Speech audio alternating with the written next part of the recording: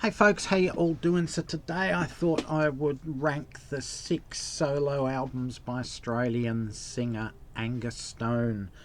Um, he's released numerous albums with his sister Julia, so Angus and Julia Stone. They're sort of alt folk, beautiful harmonies between the pair of them. They both sing solo on their albums as well. But Angus has released 6 solo albums under 3 different names, believe it or not, but they're all his solo albums. Julia's released several as well. So anyway, let's get into the 6 studio albums by Angus Stone and the names they're under, from my least favourite to favourite. So at number 6 on my list is under the name Dope Lemon, and the album is Honey Bones. This was released in 2016. It's his first album under the moniker Dope Lemon, but his third solo album overall. It's bright, it's breezy, it's jingle jangle psychedelic pop, complete with a muffled Bob Dylan vocal delivery. It's almost like an extension of Tame Impala's Currents album, for me anyway. Whether you think that or not, we all hear things different. So yeah, this one comes in 6th for me, and it ranks at about 6.5 out of 10. At number 5 on my list, we go to this one, which I don't own on vinyl. It's called Smoking Gun, and it's by Lady of the Sunshine. This was released in 2009. It was his first solo effort. There's 2 glaring aspects associated with this album. One, Angus Stone's incredible guitar capabilities really shine through, and 2, his limited vocal range really comes to the fore as well. He didn't need a massive vocal range in the Angus and Julia Stone folky albums, but when he's doing his own thing, as you do find out, his vocal range is very limited indeed. It's not as limited as Ringo Starr, but it's pretty limited, but he does stay within the confines of what he's good at. Now, this is an unpredictable album compared to the dreamy folk sounds and harmonies of Angus and Julia Stone. 1 minute it's quite dreary, and then the next it's quite edgy with its guitar riffs. There's almost a world music vibe to some of this as well, yet somehow, with all the different styles and sounds on it, it still works, but not consistently. It does work in patches, and then it lets itself go, and then it works again. But anyway, still a decent album. He was finding his feet away from Julia with this one, so I'm not going to hold that against him. 6.5 out of 10 for that one. Number 4 on my list, we're going to go to Dope Lemon again with the album Kimasabi.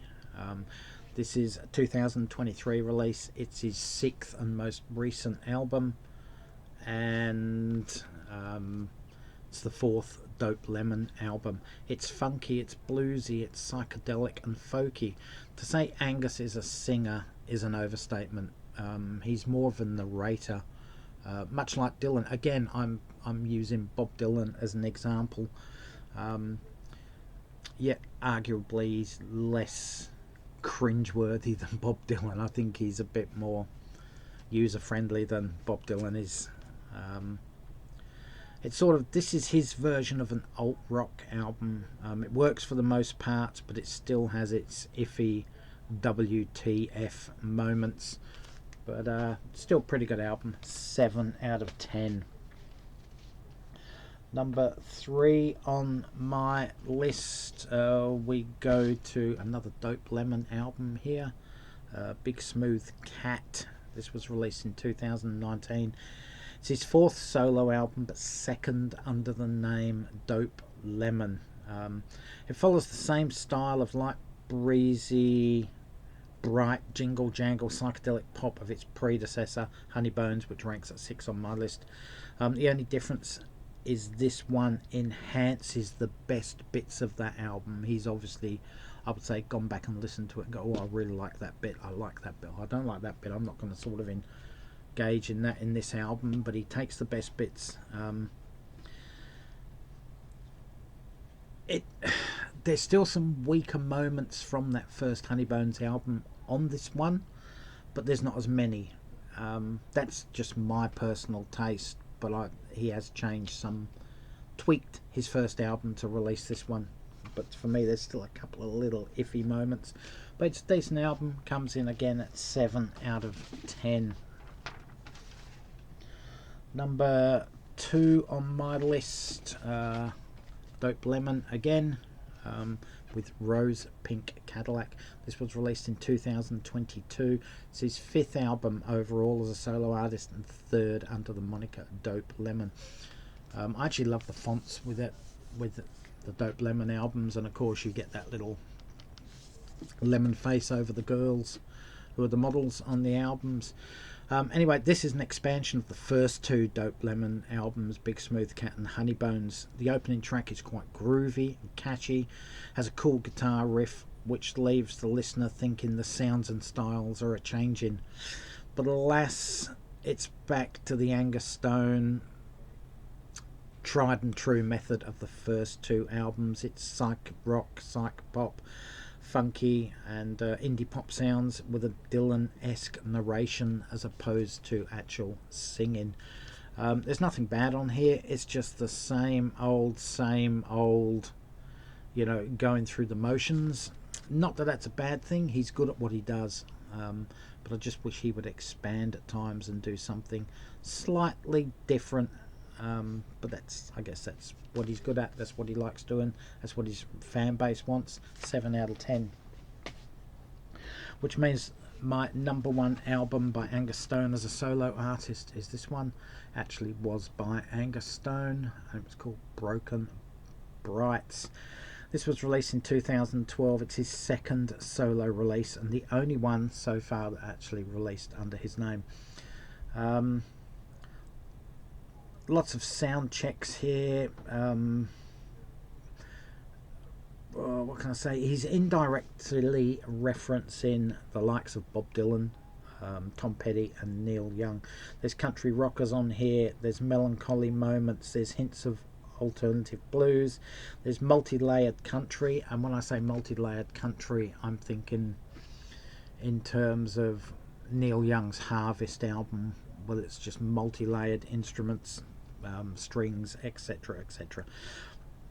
So it sounds a lot like Harvest in places, indirectly. If you're a Neil Young fan and you know the Harvest album really well, you'll hear it through this album. Likewise, you hear bits of Dylan and bits of Tom Petty.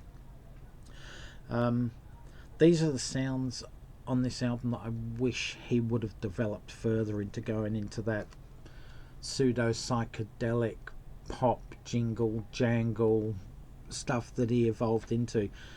This was a really good album. You know, there's lots of mandolins, fiddles, banjos, all the sounds I would want him to do from a country folk, alt folk type album. Yeah, just a really good album. It is my favourite of his, just because it's not that dreamy pop. This one does come in at 7.5 out of 10 for me. So there you go, folks. That's my quick look at the 6 solo albums by Australian folk, alt folk singer Angus Stone. If you've never heard of him, give him a listen. You know, then check out a few of his songs. You may like it. You know, he's a pleasant singer. He's not a great artist, he's a pleasant artist, and you can just put an album on, listen to it in the background, and it all works pretty well. But if you want something really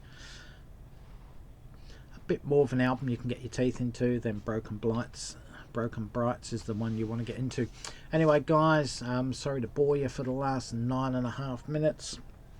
Leave your comments in the comment section below. Are you a fan of Angus Stone?